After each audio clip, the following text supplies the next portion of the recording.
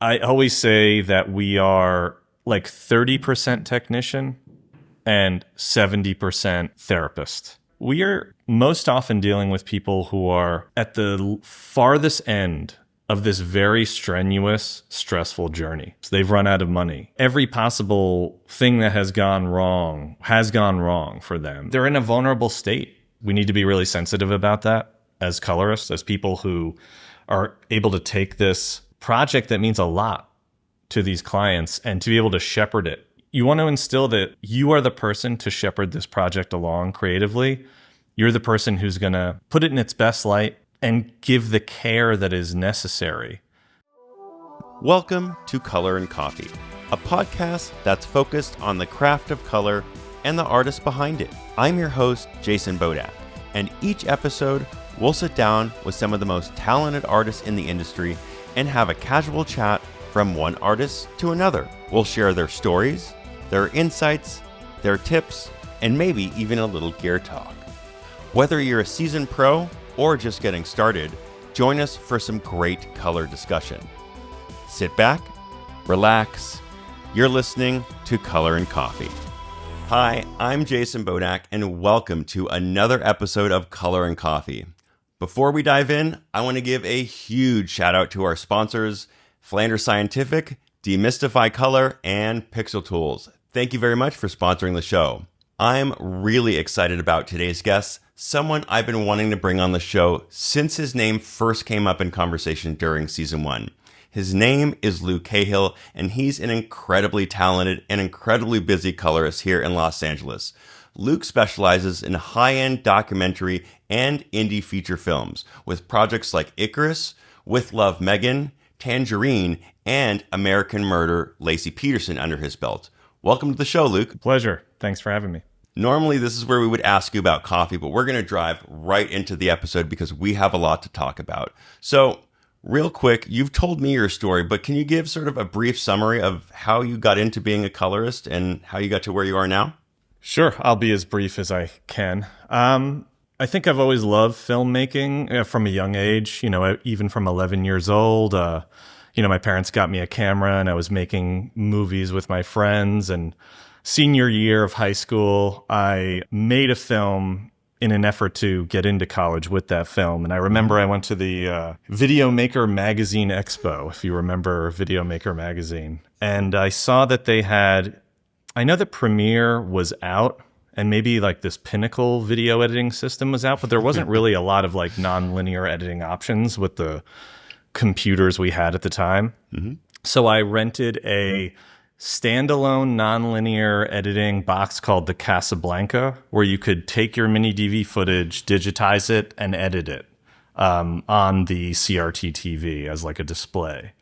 So I edited my senior high school film with that. And ever since then, I feel like, it's been an embrace of technology and creativity. I've always been kind of a techie person, which I think we all are as colorists. Did a lot of black and white photography and darkroom photography in high school and eventually got accepted into film school. I went to SUNY Purchase Film Conservatory, which is a great conservatory in upstate New York, and, really fell in love with film and was on the path to be a filmmaker and potentially a director and a DP. And concurrently in college, I actually was in a band because I played music, and I started a band with a couple of friends from college. And right at the end of college, a couple of members of the band went out to Los Angeles and they got a manager and they played some demos for that manager. And, we actually had an opportunity to do a little tour, take the show, like play a bunch of gigs in Los Angeles. Basically what I did was I left filmmaking. I took a sabbatical right at senior year of college and joined a band and was in a band for 3 years in Los Angeles. And it was amazing. It was got to play like famous venues like the Troubadour and the House of Blues and spoiler alert, the band never got famous, and it was five dudes, 5 egos, and eventually we broke up. And I found myself a little later in life, maybe 23, 24 at a college after being in the band to enter back into the filmmaking world. There was a little bit of gap in my what was this film trajectory in my life. And I entered back into a company that, just to get my foot in the door, that was creating DCP servers. It was a company called Cube Cinema, where we created DCP servers and created the DCP, the software to make DCPs, and then we're distributing those servers all throughout landmark cinemas. So I got to go to all these theaters and, install these DCP servers and learn what JPEG 2000 encoding was and XYZ color space. So kind of entering, from that area, and then concurrently, I got a job essentially being a post PA at a company and was doing a lot of their After Effects work and, a lot of their promo material. Again, I think we're all like jack of all trades, type people, right? Yeah, so at this company I was working with, we actually got some footage that they wanted me to edit and create a promo for the show. And it was Alexa Log C footage from the very first Alexa. And wow.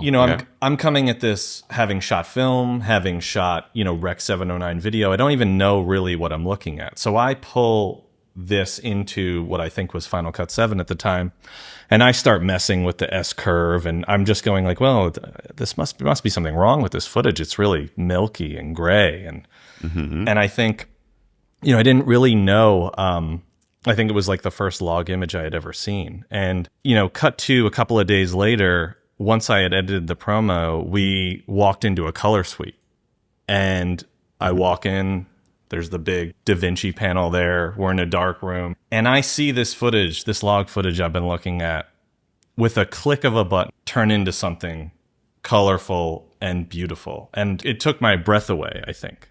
That change, and it's something kind of ubiquitous now, and maybe now it's something that we're so aware of color grading and image processing as a society, as a culture with Instagram and all these other things, that the log switch into a color image may be even a little cheesy. But I got to say, for me, it was kind of revelatory. It was that moment when you're standing in front of a beautiful painting and it kind of like takes your breath away, right? And I always try to keep that in mind, that initial feeling, because I think you can still make clients have that feeling when you show them a before and after, and you get that kind of gasp or that audible reaction from them, and that's a really creatively satisfying moment. I don't know, I think from there I just kind of realized, I was like, oh, this is what I want to do. It kind of like it was an intoxicating moment, It's so funny you mentioned that. Like, I feel like that's a common, like, we all come from different paths and we all come from different places. Some of us from telecine, some of us come from the digital background, some of us come from the world of cameras. And I feel like a lot of colorists have had this experience of essentially having this magical moment. And I call it magic because it really is sort of magical when you just have this snap, and it's an emotional thing. I think it connects the technical to the emotional.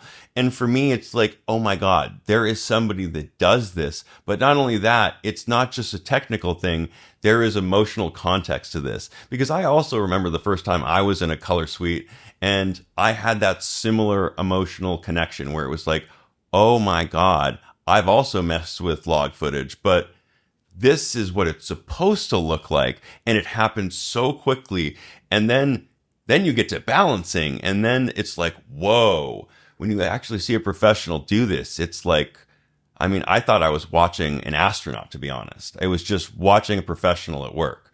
I mean, it's probably closer to a painter, but it really was just like watching a master craftsman. Yeah, it's something psychologically primal, right? It's like some kind of an instant dopamine hit, I think, just seeing that switch. I'm not afraid to admit that, like, before I even knew my path in this industry, and I thought I was going to be along the VFX end, I really enjoyed the before and after. And when I decided to go in a different direction than VFX, one of the things that I decided to do was take things I liked about VFX and use that as a guide. And that's actually how I ended up in color, because I really liked the effect of before and afters. And I wanted to sort of use that as a guide. What are similar professions that allow me to do that? And color was one of them. It also allowed the technical nature. It also allowed the client management. And so for me, it was sort of a natural transformation over. And it always is about, I don't want to say it's about the dopamine hit, but it's about that emotional connection that you can make with another human being and inspire that feeling with them. So I love that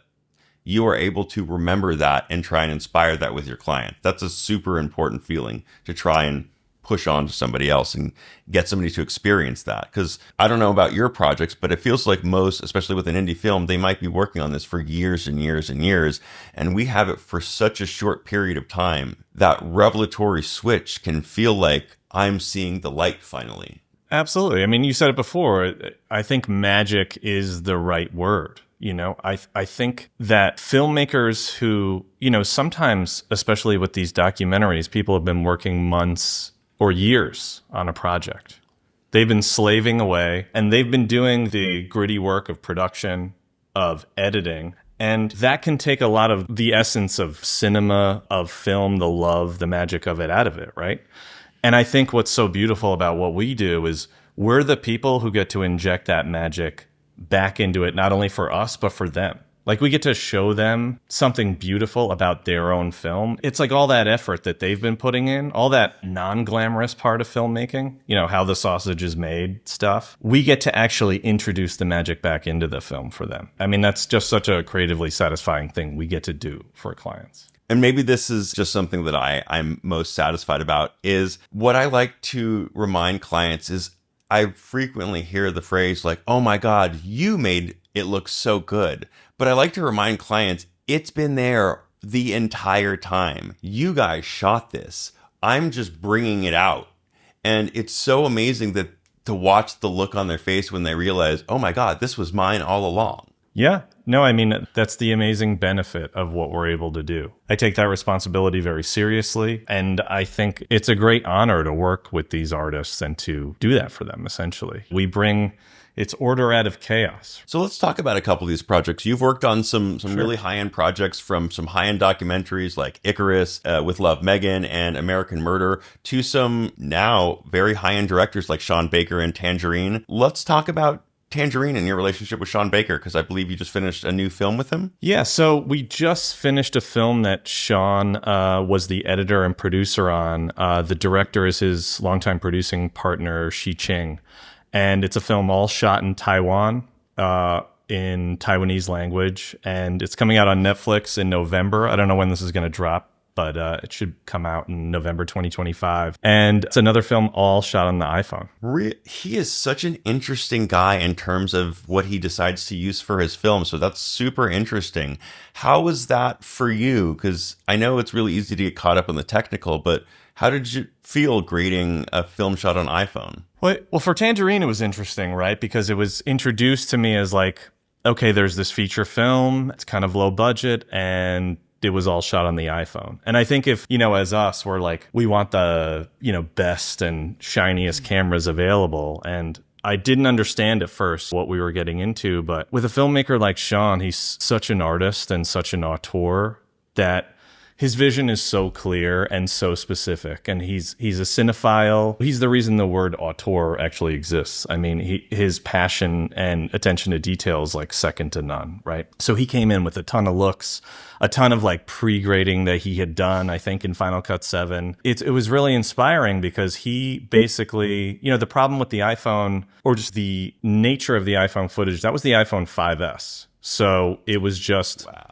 And shot on a Moondog Labs anamorphic adapter. So it was super sharp all the way through, from the person's face right in front of the camera to the street sign 3 blocks away, totally in focus. And pretty perfectly balanced, right? Just kind of very plain and clean. And our job was to, just really creatively find an interesting look. And some of the creative looks that he presented to me, it's really interesting. It's something I would have never done on my own. But the moment I saw them, I think we need to be chameleons in that regard, right? Like, we need to lock into a look. And once we've committed to that, that's what we need to kind of paint over the whole image, right? All the shots that we encounter. So we really came to a really interesting look on that thing and added a ton of grain, and the black level's not balanced. The white level's not balanced. It's really out there. And, it was really outside my comfort zone at the time, to be honest. But I kept the faith that it was true to his vision. And, it was this huge hit at Sundance. And they didn't even tell anyone at Sundance that it was shot on the iPhone until the last day. So that was kind of a big reveal. So.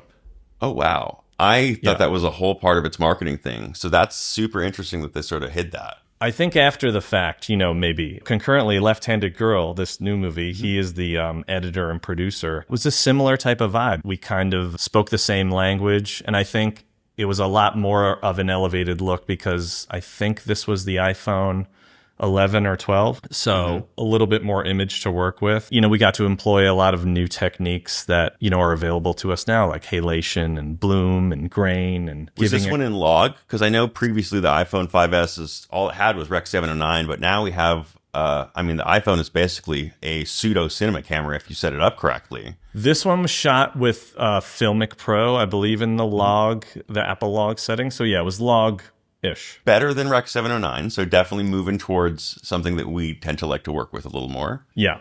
And how was the process for you? It was an absolute joy of making each image look as cool and as like filmic and punchy. I mean, it's a very punchy film. It's shot all in a night market in Taiwan mainly. So there's neon lights, there's like all sorts of different color temperatures, a lot of fluorescent lighting. It was really like running the gamut of the different color palettes that we had on offer. And I think it looks great. I'm excited for people to see it. It premiered at Cannes this year. Ooh, I'm really excited to see that. That sounds like a really interesting looking film. I really love directors that are, I don't know if experimental is the right word, but willing to push looks and technology in a way that is experimental like that.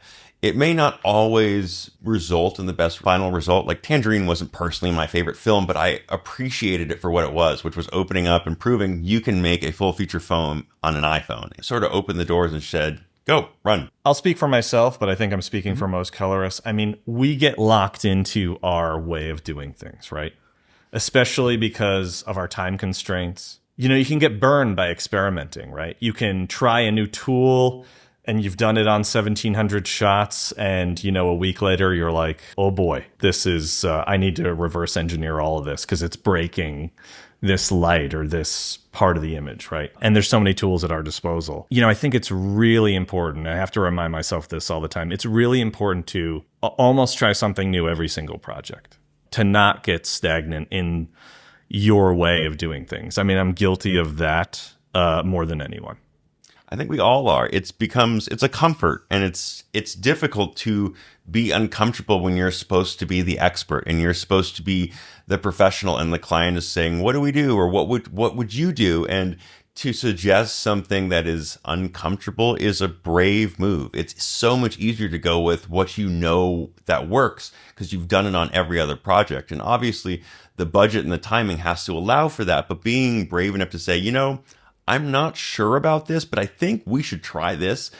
And if it doesn't work, we have a backup path. But this sounds like an interesting attempt. And part of our skill is you got to convince the client to go along with that if they're not on board. That's the huge, it's like, I think we are in the hospitality business. We want to satisfy, we want to please. So I think we all know a way of doing something that'll make the client say, yes, that looks good, that looks perfect. Print it, let's move on. But to push the boundaries and to creatively explore with the client, that can be a scary world to navigate. And I think that comes with experience.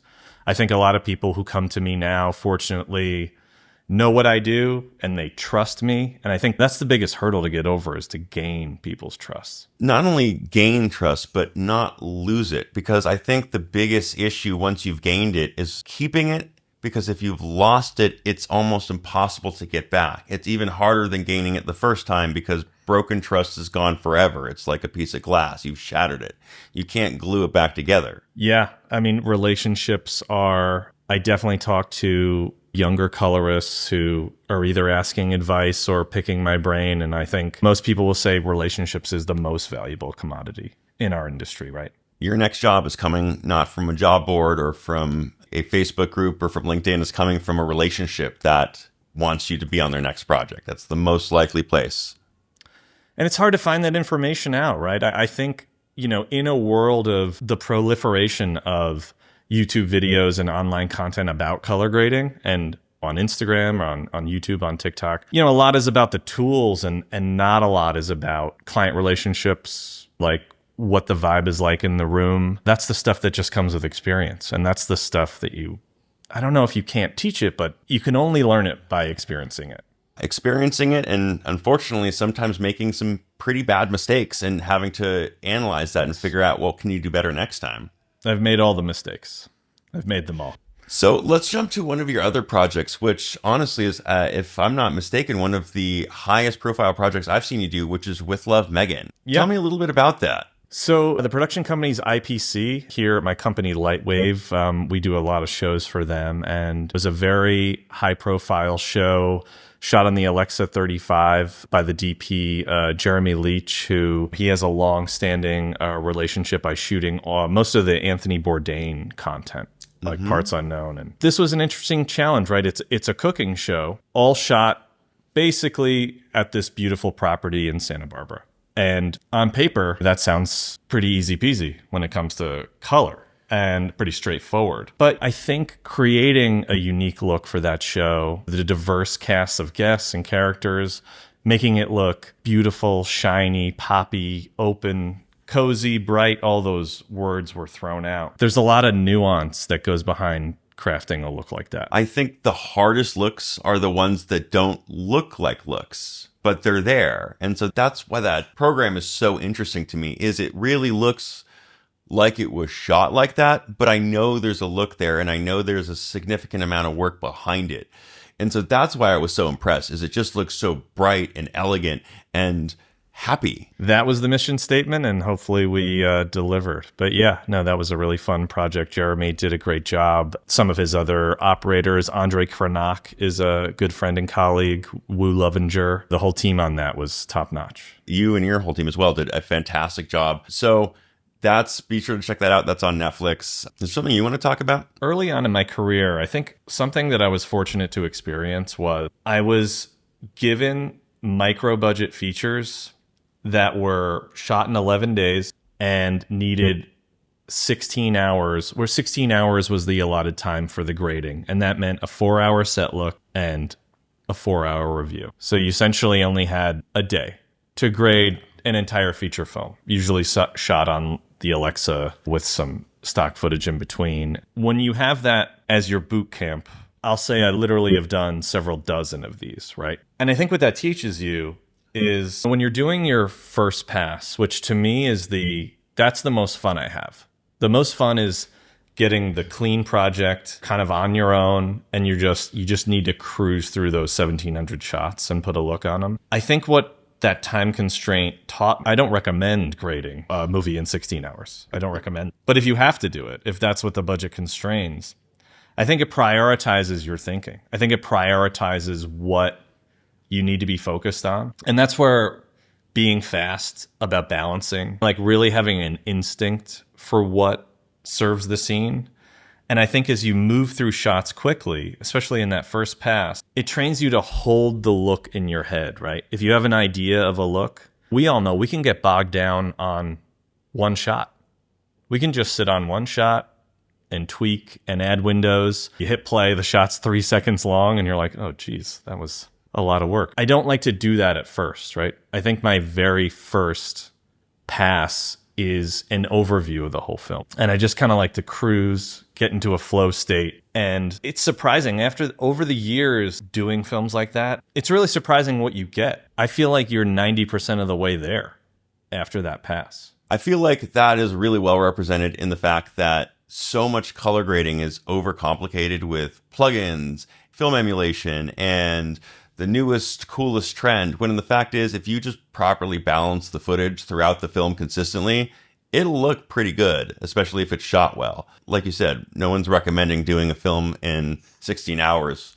But if you have to do that, focus on it looking as best as possible and consistent. And I feel like that's entirely forgotten by a lot of colorists, when that's really the first thing that you should focus on. Not on gear, not on technology. It's fun, it's sexy, I love it. But just getting that balance down.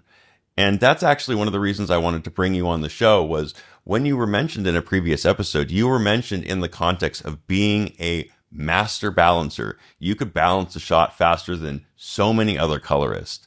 And really, that's one of the most impressive things you can say about a colorist, is they balance shots just like that. Well, thank you. That's nice to hear. Yeah, I think that just comes from muscle memory and experience, right? And I do think that is the key to at least being successful and thriving in this business. We can all sit on a single shot and tweak it to death, right?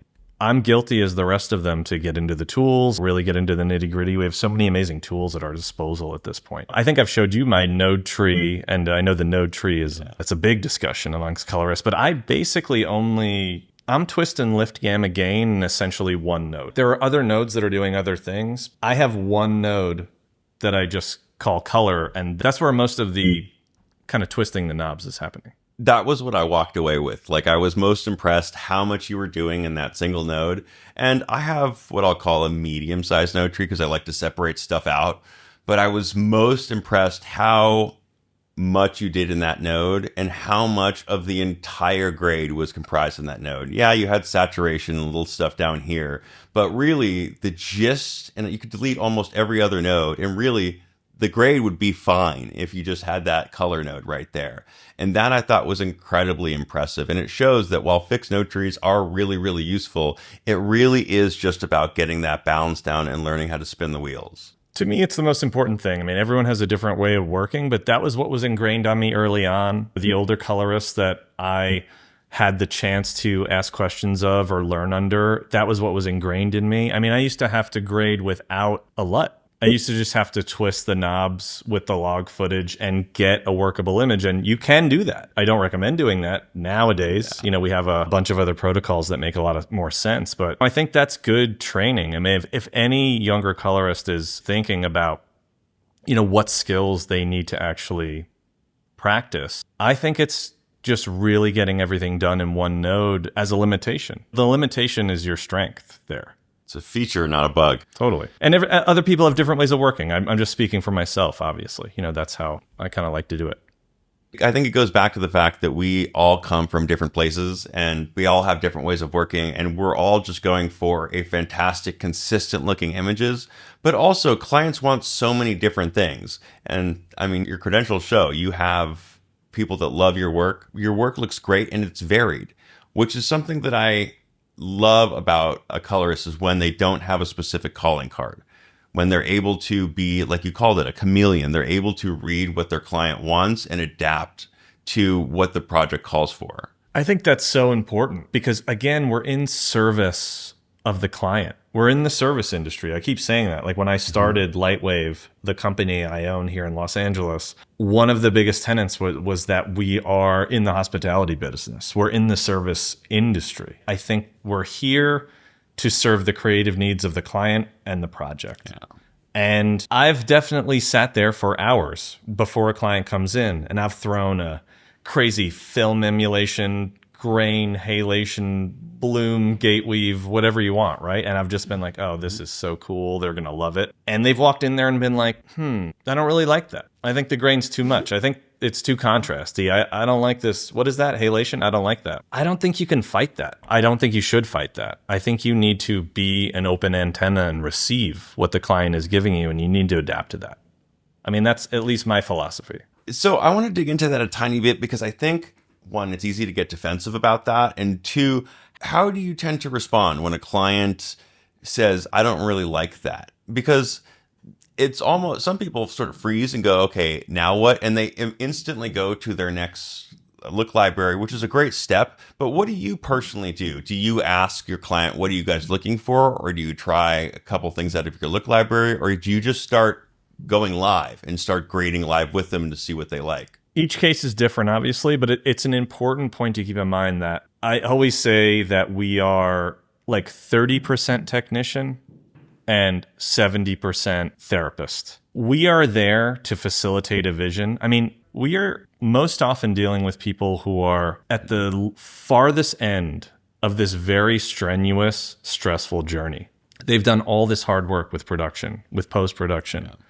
With budget issues. They've run out of money. Every possible thing that has gone wrong for them. And then they're at this they're in a vulnerable state most of the time. They're in a fragile state. And I think we need to be really sensitive about that as colorists, as finishing artists, as people who are able to take this project that means a lot to these clients and to be able to shepherd it to the finish line for them. And what you want to instill is confidence. You want to instill that you are the person to shepherd this project along creatively. You're the person who's going to put it in its best light and give the care that is necessary for this project. So I guess to answer your question, if I've come up with a look and a client is just not feeling it, then I'm happy to just literally wipe it out completely. And then maybe we start from scratch where we just do a simple transform.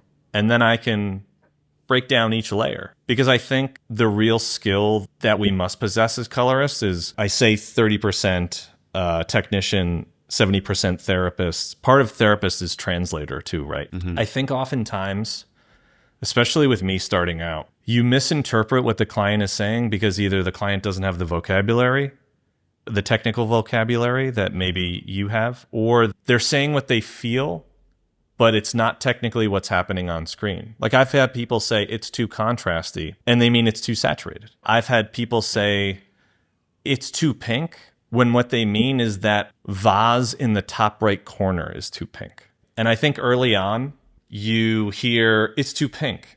And at least for me, I was in this mode where it's like, oh, it's too pink, add green. You start reacting to the note instead of actually receiving the note, being that antenna to receive the note for what it actually means. So I think if a client is hesitant at first, I think I proceed with care and I want their needs to be met in that moment. If I strongly feel a certain way about something, if I think something looks really cool, I'm definitely going to push for that. But I'm going to do it in a very thoughtful, caring way. I'm not going to be aggressive about it. I'm not going to bully the client into doing what I think looks right, because what I think looks right, you can take that or leave it, but at the end of the day, that's irrelevant. We're hired to do a job. I love that in the sense that it really feels like that you are trying to get to the heart of what the client is visualizing, when in fact we can't really see that. We can't get into their head and project what they're seeing. And so we have to get them to essentially describe it. But as you mentioned, they don't necessarily have the technical vocabulary to clearly define sometimes an extreme detail of what we're asking. Sometimes they don't even understand the question we're asking. We have to simplify it or use analogies or however we need to understand their vision. And I've heard a lot of colorists that either get frustrated or just decide, you know what, you brought it here, this is my project now, and I'm going to tell you what looks good. And I've always found that to be a little egotistical in the sense that, like you said, we have this project for such a short period of time that there's just no way that I can understand its DNA in the way that the producer and director could.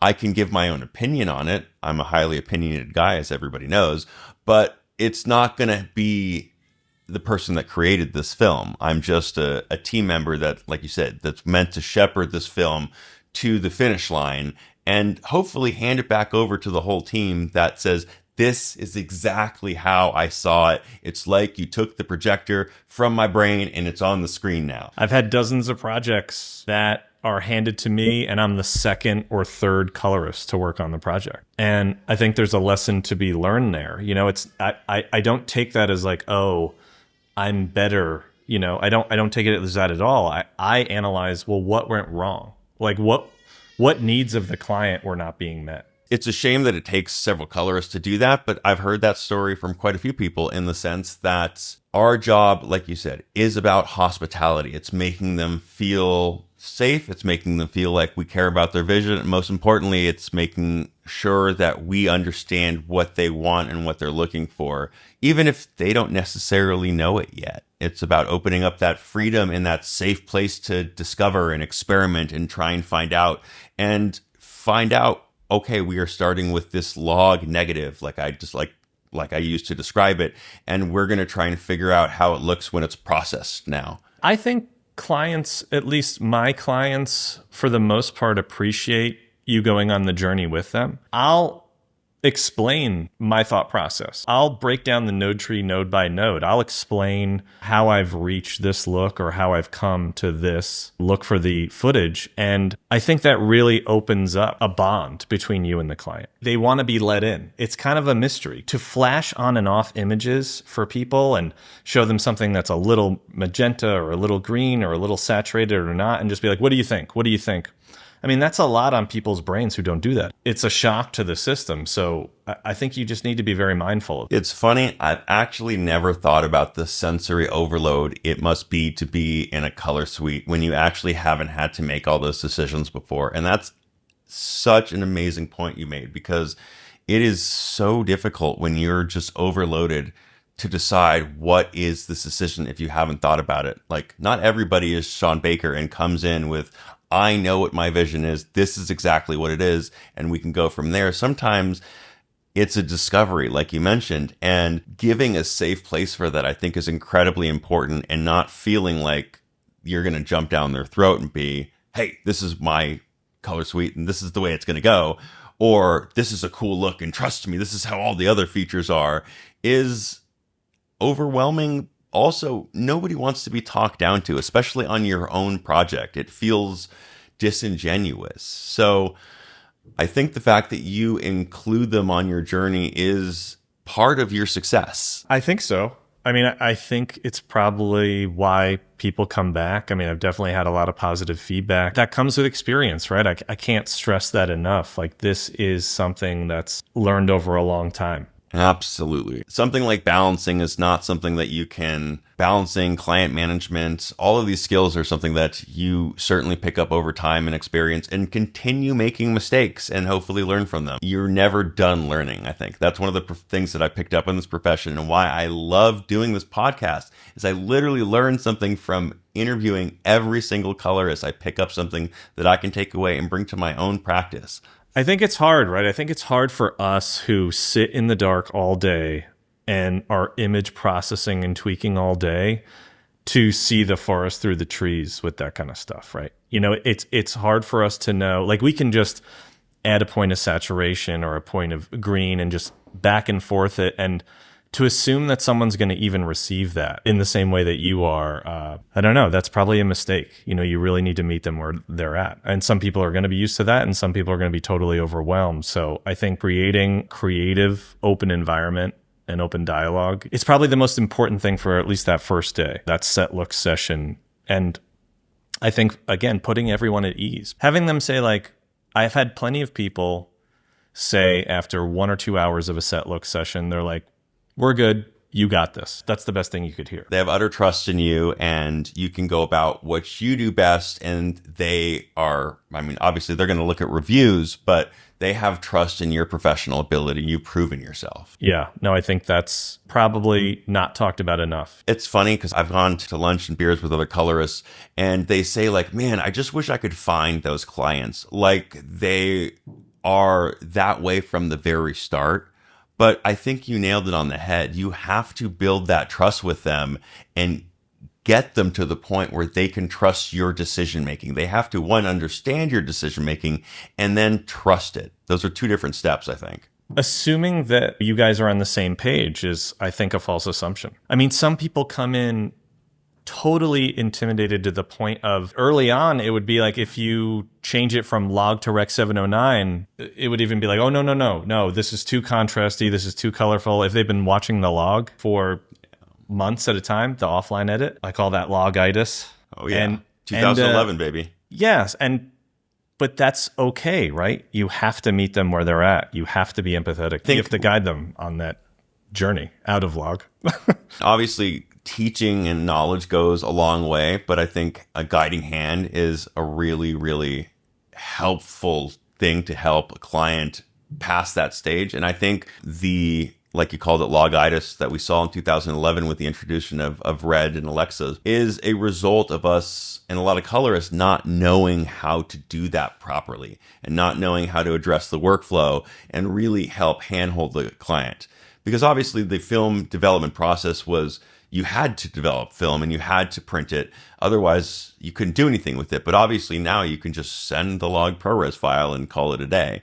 So It's a totally different process now. And I think most people were just like, oh, cool. We don't have to do anything with it, so we shouldn't need to. And, oh, by the way, you should know what to do with this. And we just assumed clients were as smart as we were, when the fact is this is as new a process for them as it was for us. Yeah, and I can't stress enough. I mean, you're totally right. I can't stress enough that I don't take that as aggression or defensiveness. This is their baby. You're kind of like taking their creative project that they hold dear, that again, sometimes with these documentaries, I mean, I just did a documentary someone had been working on for 7 years. So it's a lot. It's a lot to come in there and just start really just kind of changing the way it looks. I don't know. I think it's really important to have a sensitivity to that. So I'll ask you like a general question. So you have a client that's coming in there and you just know that they're going to be defensive. You got a call with them and you just get off the call and you go, they're going to come in with the nerves totally rung up. They're going to be already protective of this film. How would you approach that session? Or do you have an exercise, or do you have any way that might sort of set them at ease? Because I think that's really important, is sort of understanding the client beforehand and sort of setting the stage. Like, would you have any way of approaching that? I think if someone's coming in hot, coming in defensive, again, I think empathy is first and foremost. You have to understand that they want the best for their film. You want the best for their film. And I think if someone is maybe opposed to the idea of you changing anything at all, then I think you need to take gradual steps with them and you need to play the game of before and after, right? Because I think at the very least, our job is to improve upon the offline. I would hope that's our job. I would start at a base level. I would find where their base level's at and what they like about it. We can pull up the offline and we can be like, what do you like about this? And maybe they'll respond like, oh, I love how it's soft and airy, and I love the way the trees look, and I love the way this flower looks. And so, okay, that's a baseline of what they like, right? And then I can say, well, what do you not like about it? Let's go to a shot you don't like. Let's go to a problematic shot that has always kind of bothered you. And there always is something like that, right? There's always a scene or a piece of footage that... So I'll start with the most problematic thing in the movie, in that case. I think that's a valid technique, right? Like, because I think let's scratch that itch that they've been wanting to scratch probably for the last 6 months. So let's go to the scene that's completely wrong white balance or way too dark, and let's balance it. Let's throw some neat video on there and just have them, get them to that place of like, wow. Probably one of the more satisfying things you can hear is, I never thought the footage could look like this. I've heard that before, and really it makes my heart sing because you can literally hear the trust being earned with that. That's such a great response. And honestly, if you're listening and you have, I love that term, a hot client, I think that's an incredible way of calming them down. And in true therapist form too. What do you like about this? What don't you like? How are you feeling? It's exactly what you started with. And I think that's a fantastic way of approaching it. Now, as we are starting to get to the end of our time together, where can we find out more about you and your team? So you can go to lightwaveposts.com. That's the facility I own and run in Studio City, Los Angeles. You can check out our website, check out our work there. You can find me on IMDb with my... many credits there. I try to keep that up to date. I have a website, but it's impossible to update as we kind of work on a new project every week. So I feel like the IMDb is the most up-to-date CV that I have out there. Fantastic. Thank you so much for joining us on this episode, Luke. It's been such a pleasure having you. Likewise, man. Thank you. Thanks for inviting me. And for this episode of Color and Coffee, I'm Jason Bodak. Thank you so much for joining us today. That is about it for this episode of the Color and Coffee podcast. I want to thank our sponsors, FSI, Demystify Color, and Pixel Tools. We'll see you guys at the next episode. Thank you to our guest, Luke Cahill, and happy grading. And that's a wrap. Be sure to follow us on Instagram, YouTube, and your podcast app of choice. Search for @ColorandCoffee or @Color and Coffee Podcast and join the conversation. If you're using Spotify or Apple Podcasts, please leave a review. Huge thanks to FSI, Demystify Color, and Pixel Tools for sponsoring the show. Until the next episode,